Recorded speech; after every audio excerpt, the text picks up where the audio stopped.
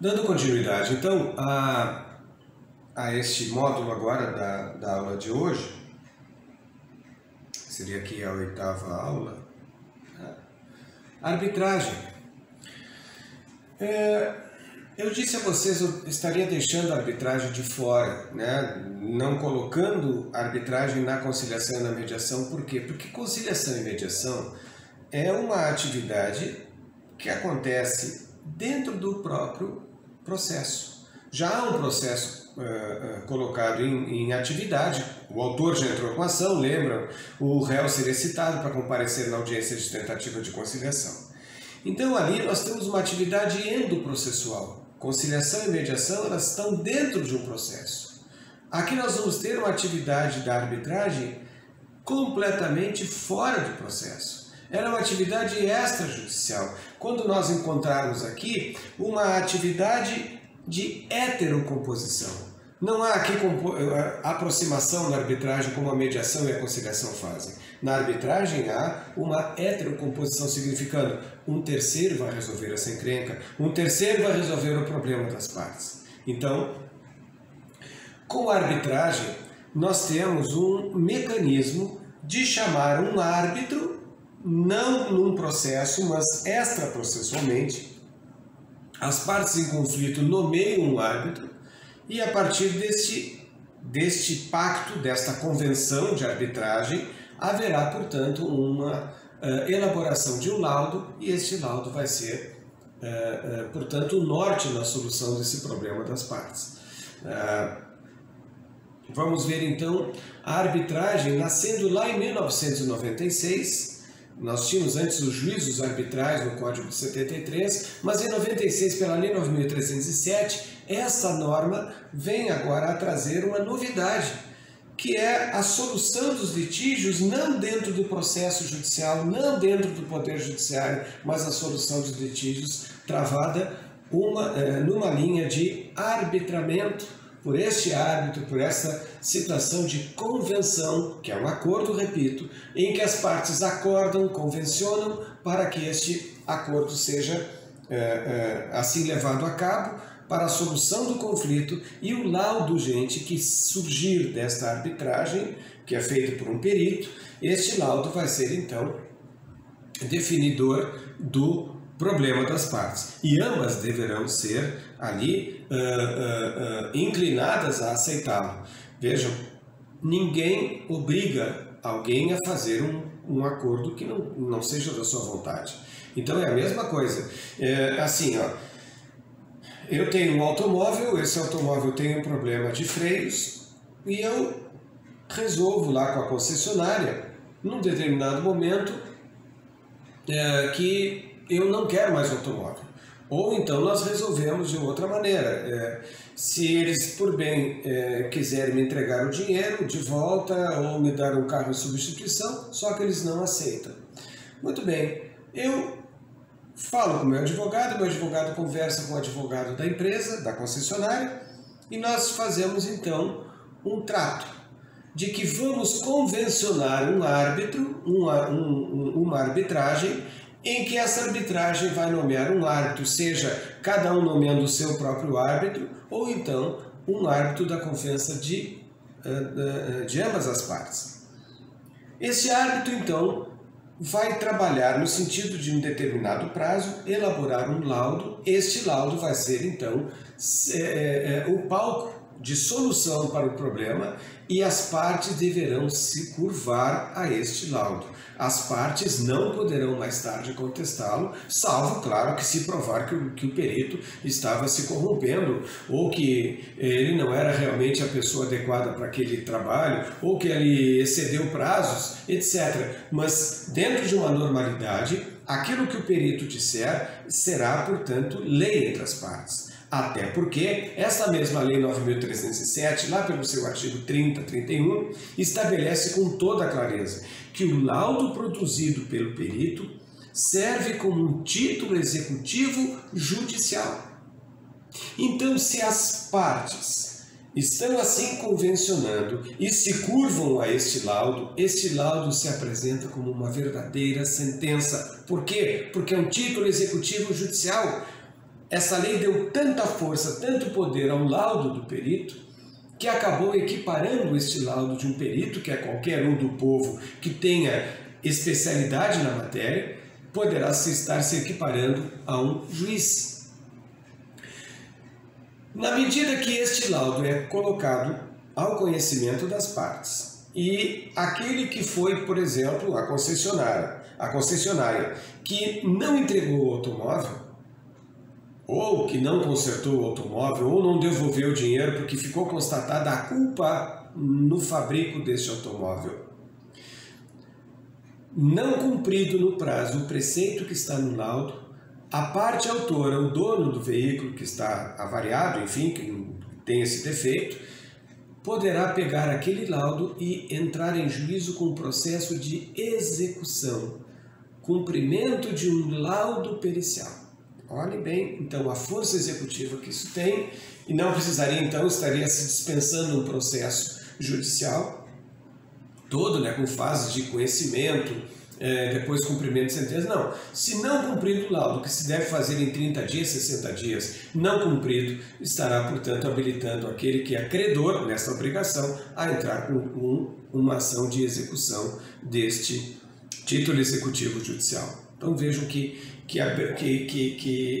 se faz uma certa forma de abreviar, né, um processo todo, por inteiro, para que haja então esta resposta mais célere. A arbitragem funcionou bem enquanto ela veio para cá, chegou no Brasil, como eu disse, em 1996, já bem regulamentada, antes mesmo do juízo arbitral, que tinha que entrar em juízo. Não, a Lei 9.307 deixou com que tudo se fizesse de forma extrajudicial. Só não é extrajudicial o cumprimento, quer dizer, a execução do que está no laudo, mas fora isso.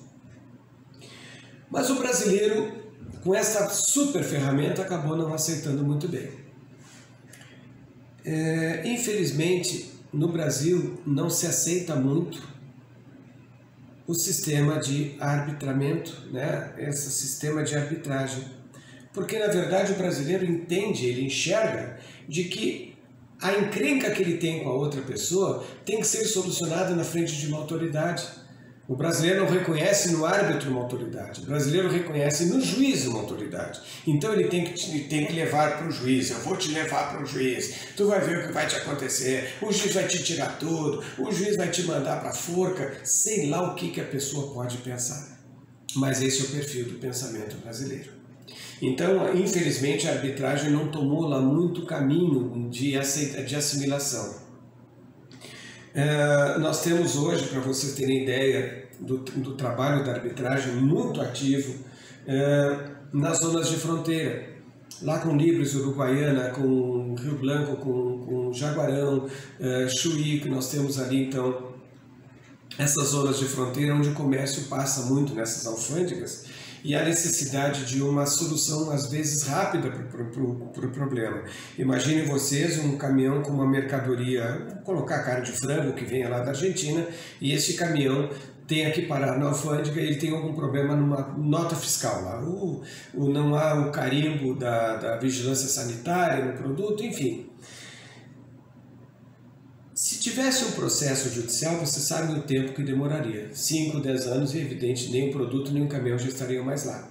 Então é claro que há necessidade de se resolver o problema de uma forma mais célere. E existem nas fronteiras as chamadas câmaras de arbitramento, as câmaras de arbitragem. E ali se resolve de maneira muito informal, né, de maneira não solene, todo esse tipo de conflito que vem de uma forma muito, vamos dizer assim, a atender esses reclamos de um caminhão frigorífico que não pode ficar parado muito tempo, ele tem que estar ali com o motor girando para que possa resfriar a mercadoria. Evidentemente que não se daria tanto tempo para esta solução, né, sob pena até mesmo da perda da própria mercadoria. Então, esta ideia da arbitragem, ela infelizmente não foi, vamos dizer, muito contemplada no nosso sistema. Vejam, na França nós temos uma corte de arbitramento de processos administrativos, a arbitragem administrativa lá, que tem tanta ou mais credibilidade que o próprio Poder Judiciário, porque lá também tem outro lado da moeda. Os vamos dizer, julgadores dessas câmaras de arbitramento na França são pessoas com credibilidade absoluta na população, né?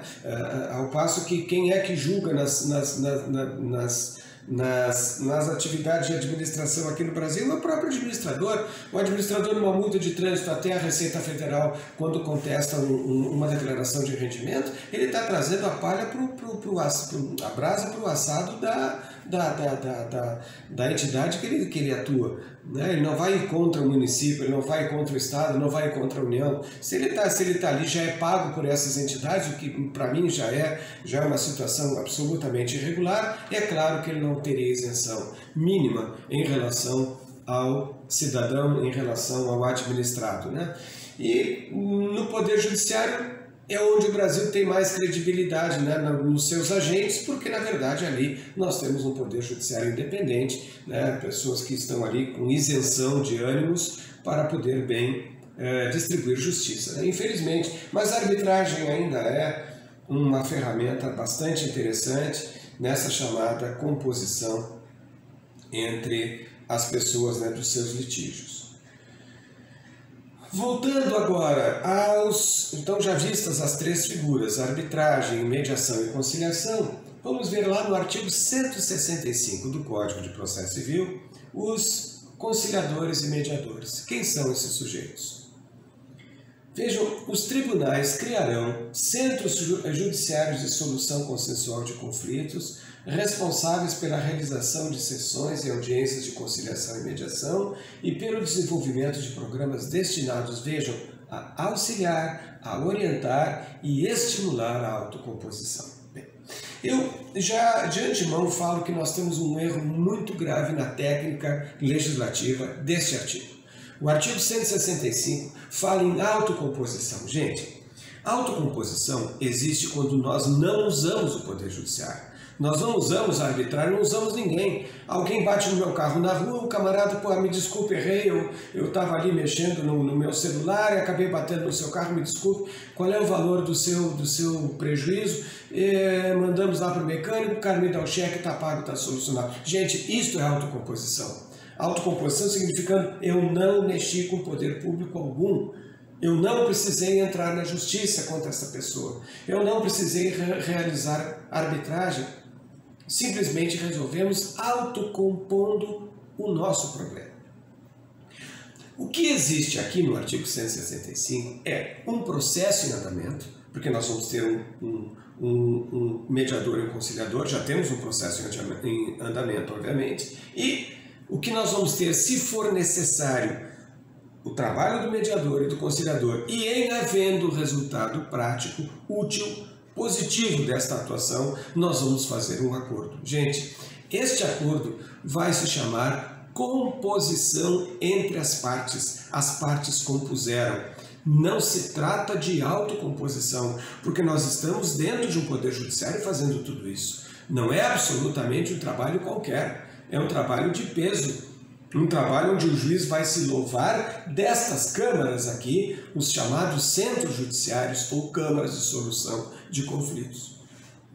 Quero dizer a propósito disso, em muitas ocasiões eu já participei desses trabalhos, nesses centros de solução consensual. O Tribunal de Justiça tem um centro maravilhoso trabalhando em relação a isso, não sei se algum aluno que aqui está com essa aula de hoje trabalha nesse setor, lá no tribunal. Mas lhes digo que é um trabalho absolutamente fora de qualquer linha que se possa pensar dentro do Poder Judiciário. Geralmente a gente entra numa sala de audiências, tem lá aquela solenidade, aquela pompa toda, é o juiz, é o promotor, o secretário, então aquelas cadeiras colocadas lá, gente, nesses centros de conciliação e de mediação, existe um trabalho humano, um trabalho de aproximação muito interessante. Então a pessoa que já chega lá com o seu conflito, com a sua carga de negatividade, com a sua ira, com o seu ódio no coração, enfim, ela já chega lá começando a ser desarmada. O momento ali já é um momento de aproximação, já no início, já na porta. Ali já se encontram pessoas que estão ali atendendo com um sorriso, tem ali um cafezinho, tem uma água, tem um bombom, uma bolachinha, enfim, aquilo para quebrar o clima da discórdia. Então as pessoas já entram ali, já baixando a guarda, já não querendo mais a briga, então é o momento certo da aproximação. Então fazem ali, quem sabe, um primeiro momento ali de apresentação, o que uma faz, o que a outra pessoa faz, o que é o mediador, quem é, o que é o conciliador, enfim, naquele momento ali existe então já uma quebra deste gelo, né, que já poderia se esperar de uma sala de audiências normal. E aí então eles estimulam cada vez mais, né, com esse trabalho carinhoso, harmonioso e vou dizer até humano, acima de tudo humano, quando se encontram pessoas com grandes problemas de ordem pessoal ou interpessoal nas suas próprias famílias. Então ali nós encontramos uma certa ajuda, né, que não se espera de onde viria, mas de lá vem. Então vejam que o poder de desarmar alguém também é uma boa arma a ser utilizada, né? E é o que eles fazem, eles desarmam, eles deixam o ódio ali na porta, no capacho, onde vai se entrar naquele ambiente de absoluta harmonia. Muito bacana, se quiserem, fica lá para vocês conhecerem também. Existe até estagiários, né, que podem ser até um de vocês, se desejarem fazer estágio lá também. Aquilo ali é uma escola de vida que eu também particularmente indicaria para qualquer dos meus filhos, né, que pudesse naquela época presenciar isso. Mas vejam que na sequência do artigo 165 diz: a composição e organização do centro serão definidos pelo Conselho Nacional de Justiça. Ora, já vimos ali no outro módulo que o Conselho Nacional de Justiça já regulamentou isso aí através de uma normativa que estabelece o arranjo entre as pessoas. Está aqui a resolução 125 de 2010 do Conselho Nacional de Justiça, onde vocês podem encontrar então essas informações que o parágrafo 1º do 165 nos menciona. O conciliador atuará preferencialmente nos casos em que não houver vínculo anterior entre as partes. Aqui uma grande diferença que deve ser sentida. Vejam, parágrafo 2º conciliador, parágrafo 3º mediador. Conciliador, como eu disse antes a vocês, o conciliador é um camarada mais objetivo. Ele trabalha mais nas relações de cunho comercial ou patrimonial, ele vai estabelecer ali quase uma atividade ativa ou muito ativa, no sentido de até forçar o acordo, dizendo às partes: olha, se não fizer isso vai te acontecer aquilo, quem sabe por esse caminho não seria melhor. Então ele não apenas, como o mediador faz, ele não aproxima, ele instiga, né? ele incita as partes ao acordo. Então ele vai trabalhar exatamente por isso, quando não houver vínculo anterior entre as partes. Uma relação comercial, por exemplo, uma relação de locação, por exemplo, né, de compra e venda de algum produto, então ele vai agir aqui e pode sugerir soluções para o litígio, sendo vedada a utilização de qualquer tipo de constrangimento ou intimidação, tá bem? Já vimos isso também em outro capítulo. E no parágrafo 3º aparece o mediador, que atuará preferencialmente, então não é sempre, mas de preferência, onde casos em que exista vínculo anterior entre as partes, o vínculo familiar, ainda uma situação de possível vínculo, como por exemplo uma investigação de paternidade, não tem um vínculo ainda, mas é um eventual vínculo que se desenha entre as partes, né? E aqui diz assim: o mediador vai auxiliar os interessados a compreenderem as questões e os interesses em conflito. Primeiro vamos saber que pau que nós estamos pisando, onde é que nós estamos aqui estabelecendo este atrito e que tipo de atrito é este, né? De modo que eles, os interessados, possam, pelo restabelecimento da comunicação, olha que importante esse trecho, a comunicação é importante, identificar por eles mesmos as soluções consensuais que gerem benefícios mútuos. Muito bem, já passou o ódio, agora vamos então trabalhar com esta nova ideia. No artigo 334, vamos ver então como é que é a processualística disso tudo, como é que funciona a mediação, como é que funciona a composição em termos de conciliação, né? Se a petição inicial estiver correta, quer dizer, preencher os critérios, requisitos, quer dizer, que não seja caso de indeferimento da inicial, e não for o caso, lembram que vimos também, de improcedência liminar do pedido, quer dizer, o pedido do autor conflita com julgados do Supremo com a jurisprudência do Supremo ou do STJ, lembram? Então, improcedência liminar ou indeferimento da inicial, o juiz vai designar a audiência de conciliação ou mediação com antecedência mínima de 30 dias, devendo ser citado o réu com pelo menos 20 dias de antecedência. O conciliador ou mediador, onde houver, se não houver, o juiz faz esse papel, vai atuar ou vão atuar necessariamente na audiência de conciliação de mediação, observando o disposto nesse código, bem como disposições das leis de organização judiciária. Já vimos provimento do Conselho Nacional de Justiça, aquele 210, aliás, aquele provimento de 2010.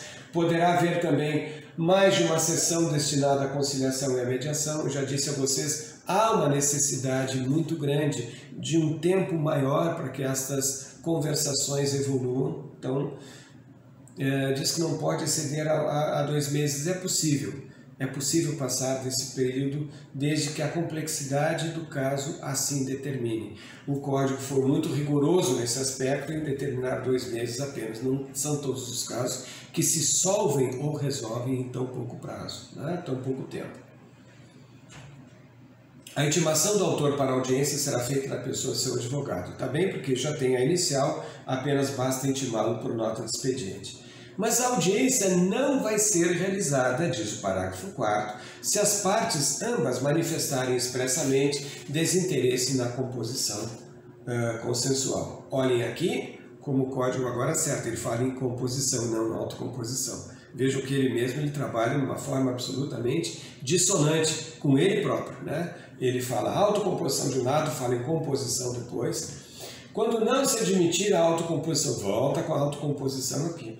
Quando é que não se admite a autocomposição? Quando se tratar de direitos indisponíveis. Eu estou tratando aqui de direito que diz respeito ao Estado, ao meu estado de pessoa, como o meu direito à vida, à minha liberdade, à minha cidadania.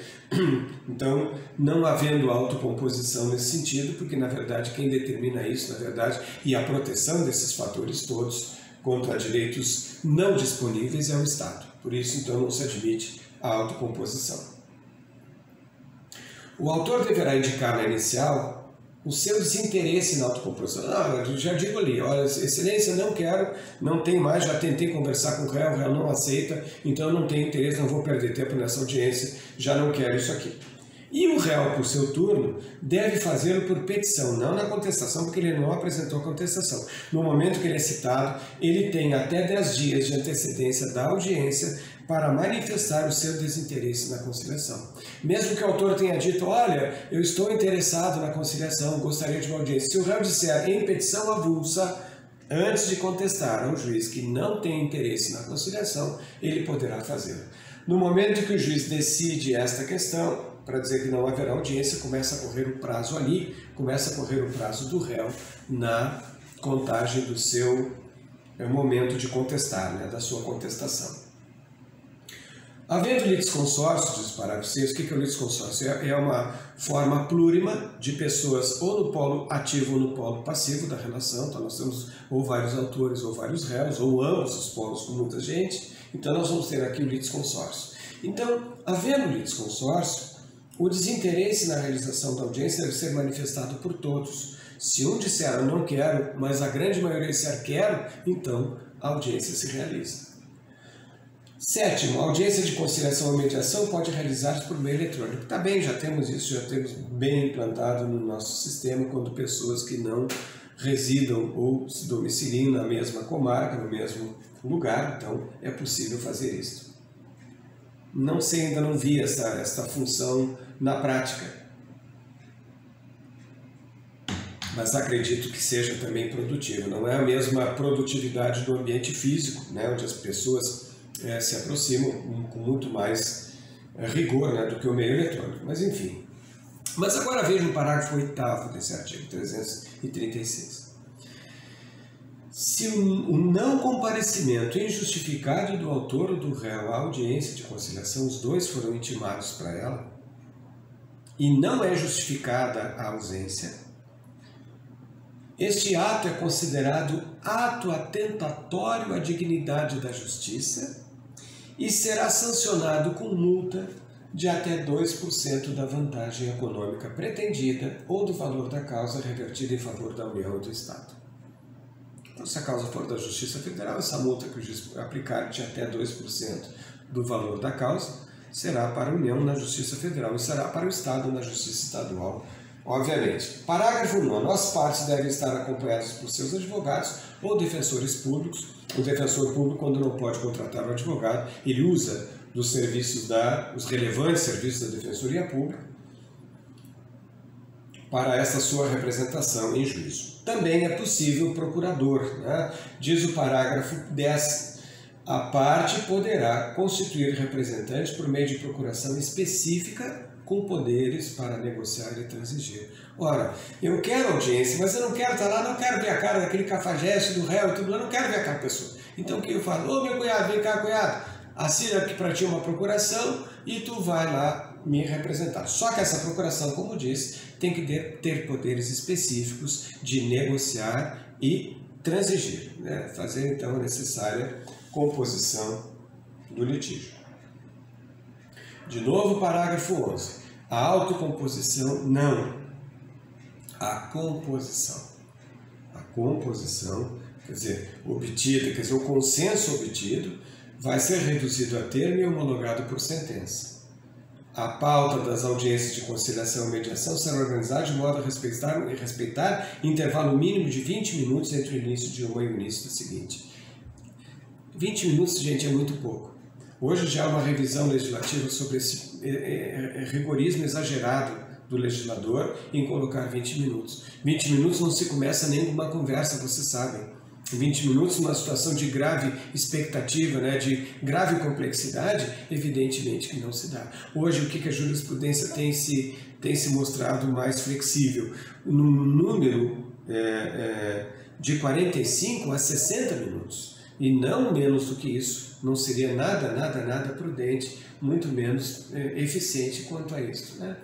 Bem, encerrando o nosso encontro de hoje, eu trago aqui para uma reflexão sobre isso, uma audiência que nós temos o resultado de uma ata, um termo de audiência trabalhista, em que dois aspectos aparecem. Primeiro, da aula de hoje, onde a conciliação foi tentada, mas rejeitada. Aqui está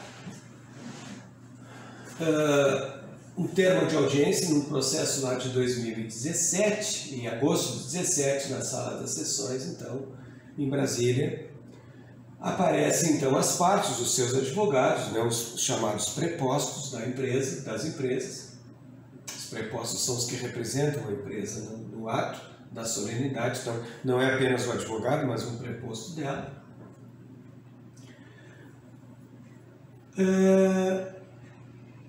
Aparece aqui, ó, conciliação rejeitada, significando que o juiz tentou, uma juíza, uma menina, Elisângela, a doutora Elisângela Smolarek, ela estabelece então uma tentativa de composição, de conciliação, e ela diz conciliação rejeitada. Ficou na ata, ficou registrado. Mas aqui vem o que eu quero chamar a vocês, e voltando lá para a nossa petição inicial. Uma situação bastante interessante, que vem bem ao encontro de tudo que eu tenho dito, de como nós devemos fazer as nossas petições, como nós devemos elaborá-las no sentido de fazer com que as nossas petições sejam bem-vindas ao juiz. Olhem o que aconteceu aqui.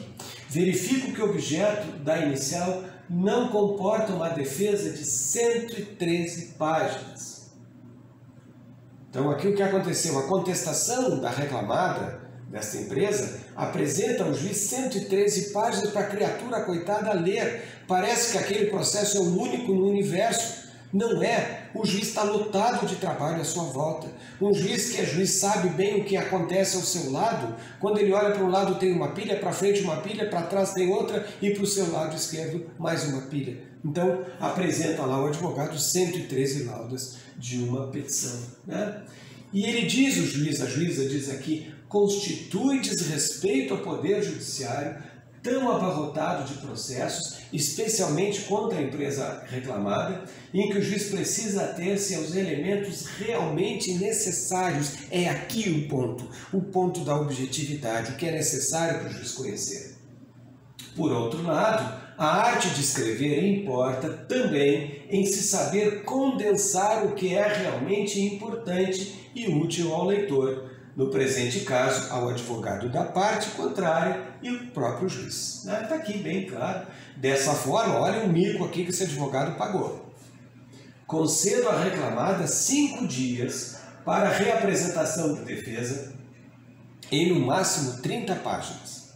Vejam, condensou, determinou que se apresente no máximo. Eu não tinha visto isso na minha vida toda, né, de um juiz determinar que a pessoa apresente uma contestação com número limitado de folhas. Mas é tal o descompromisso com a objetividade que aqui aparece exatamente essa situação. Né? Concedo então o prazo de 5 dias para apresentar defesa no prazo no máximo de 30 páginas. Olhem bem, sob pena de incorrer em multa por ato atentatório à dignidade da justiça, hora fixada esta multa em R$30.000, sujeita à execução imediata. Respeitosos protestos da reclamada, que a reclamada reclamou, dizendo que não, que enfim, mas o juiz, enfim, respeitou os protestos, mas não levou-os em consideração. O reclamante terá 15 dias para manifestar, a contar de 23 de agosto, e aí já designa a audiência de instrução. Então vejam aqui, é um exemplo claro, né? A expectativa aqui que nós tínhamos era de uma petição, né, de objetividade singela, né? E simplesmente, o que acontece disso? O trabalho hoje exagerado do cola, copia, copia, cola, manda tudo para... que legal esse julgado, então vou pegar esse julgado e vou... Então aquilo vira um livro. Na verdade, aquelas petições de defesa, já tenho me cansado de ver isso, né? Sem necessidade de acontecer. Então, muito cuidado. Eu encerro por aqui então o nosso encontro de hoje.